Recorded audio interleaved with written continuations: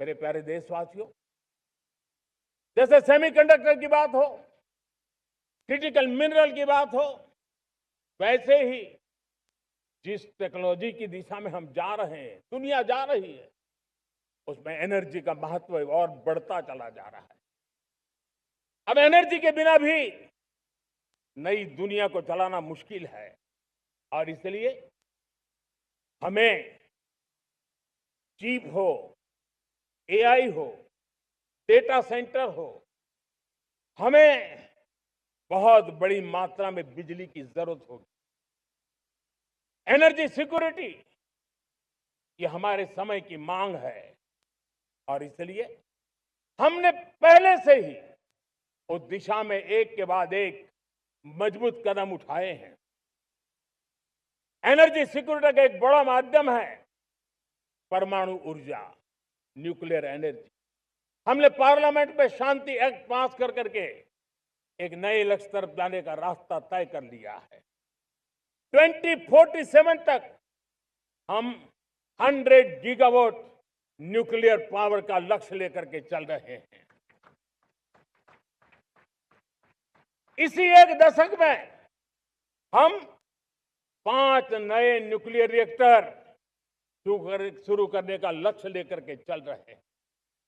इस वर्ष भारत ने फास्ट ब्रीडर न्यूक्लियर टेक्नोलॉजी में महारत हासिल करके एक अहम पड़ाव पार किया है और उसके कारण परमाणु ईंधन में आत्मनिर्भर बनने की दिशा में हमें एक बहुत बड़ा सफलता का कदम हमने रखा है।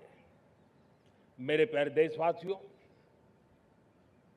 कई बार संसाधनों की कमी के कारण देश रुकता नहीं है, लेकिन रुकने का कारण सोच की सीमाएं होती हैं। जब सोच बंध जाती है, सीमाओं में सड़ने लग जाती है, तब हम अपने सामर्थ्य को भी पहचान नहीं पाते हैं। देश को आज कच्चे तेल पर निर्भर रहना पड़ रहा है और हमारी गलत सोच के कारण है। आप जान के हैरान हो जाएंगे, हमने समुद्री तट पे 99% हमारा समुद्री तट का पूरा हिस्सा ऐसी सोच के कारण नो गो एरिया घोषित करके रखा था। हमने ही समंदर के अंदर जाकर के एक्सप्लोरेशन न करने का निर्णय कर लिया था। ये सोच का दारिद्र्य था। हमने फैसला किया ये नहीं चल सकता।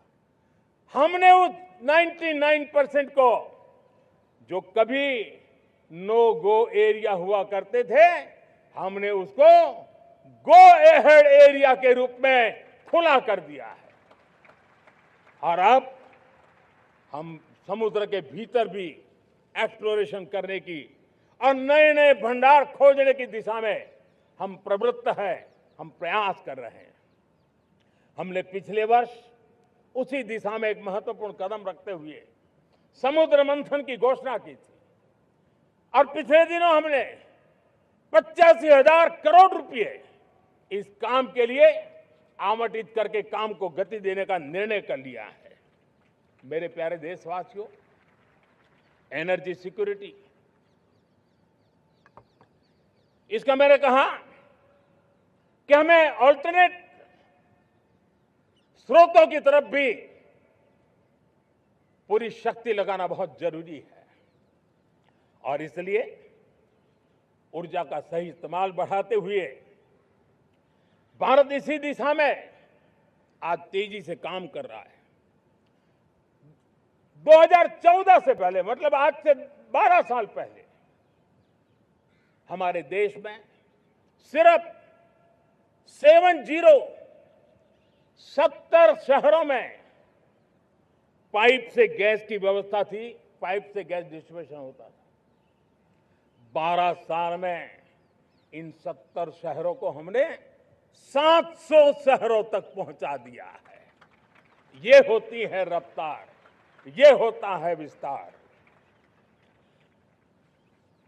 2014 के पहले मुश्किल से 20-22 लाख घरों में पाइप से गैस पहुंचता था। आज 1.25 करोड़ घरों में पाइप से गैस पहुंचाने का काम हो रहा है।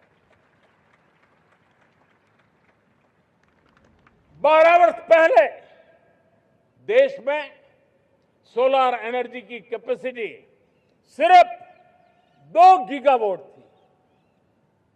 2 गीगावाट, आज 160 गीगावाट हमने प्राप्त किया है लक्ष्य। मेरे प्यारे देशवासियों, मैं एक और जानकारी देता हूं। हमने इसका लाभ देश के मध्यम वर्ग को, सामान्य परिवार को मिले, इस तरफ भी उतना ही ध्यान केंद्रित किया। हमने पीएम सूर्यघर मुफ्त बिजली योजना चालू की और आज मुझे संतोष है कि इतने कम समय में 50 लाख घरों का सोलर एनर्जी का काम हम आंकड़ा पार कर चुके हैं। तेजी से चल रहा है और उसके कारण हजारों घरों का बिजली बिल 0 हो गया है। हजारों घर अपनी बिजली का उपयोग करने से अतिरिक्त बिजली आज बेच करके कमाई कर रहे हैं। हर परिवार को हम इस काम के लिए 80,000 रुपया सरकार की तरफ से एक एक परिवार को मदद दी जा रही है, तब जाकर के हम इस काम को पूरा कर रहे हैं। मेरे प्यारे देशवासियों, आपको जानकर के हैरानी होगी, ये जो हमारी रेलवे है उसका इलेक्ट्रिफिकेशन का काम हमारे देश में 1925 में शुरू हुआ था।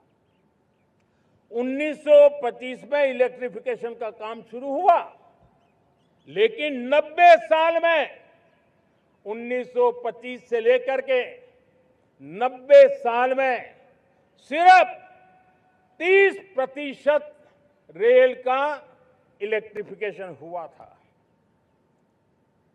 यानी 90 साल में 30%। हमारी रफ्तार देखिए, लक्ष्य को पाने के लिए हमारी दौड़ देख लीजिए। हमने एक दशक के अंदर 100% काम पूरा कर दिया। 90 साल में 30%, 10 साल में 70%, ये होता है काम। और इसके कारण डीजल जो हमें बाहर से लाना पड़ता है उसकी बचत हुई, बिजली से हमारी ट्रेनें चली, पर्यावरण को फायदा होने लगा। मेरे प्यारे देशवासियों,